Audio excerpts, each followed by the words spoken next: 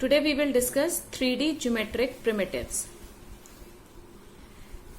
As the word 3D says, 3 dimension. So what are 3-dimensional geometric primitives? Means how many axes we use in a 3D object? Their answer is 3. That is X, Y and Z.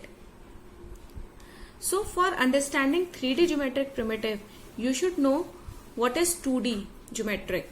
So for 2D diagrams, we always create axis, that is X axis and Y axis.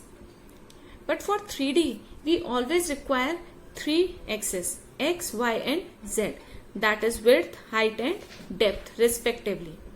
Now these 3 axes are normal to each other. Now how will you orient Z coordinate? For if we know that for 2 dimension X and Y, we can draw X axis and Y axis like this. But how will you draw a Z axis? Now Z axis can be oriented in 2 directions, or you can say in 2 ways. First method is right-handed system, where Z axis is towards the outside from X and Y plane. And another method is left-hand system, where Z axis is towards inside the XY plane.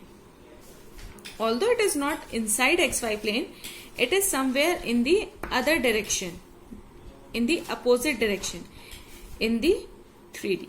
But in 2D system, you will draw Z axis here.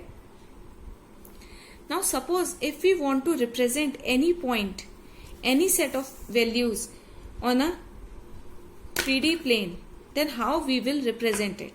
Now for example, we just take an example A321. We have to plot this point. Then how we will plot this point on the graph? So let us take an example of a cube. We have drawn a cuboid here. Here each and every point is represented. So as we have to represent A321, so A321 will be represented somewhere here, where X axis is 3 units, Y axis is 2 units and Z axis is 1 unit. So it will come somewhat here. Now as if we know that in 2 dimension the equation of line can be represented as this: y minus y1 upon x minus x1 is equals to y2 minus y1 upon x2 minus x1. That is the slope of line only, dy by dx. So similarly, we can represent a line in 3D also. But here the x changes by both y and z axis accordingly.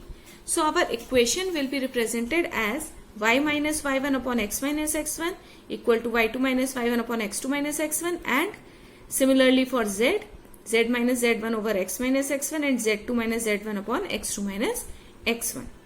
Now this equation can be represented parametrically as this: x is equals to x1 plus x2 minus x1 dot u and y1 this, where u lies between 0 and 1.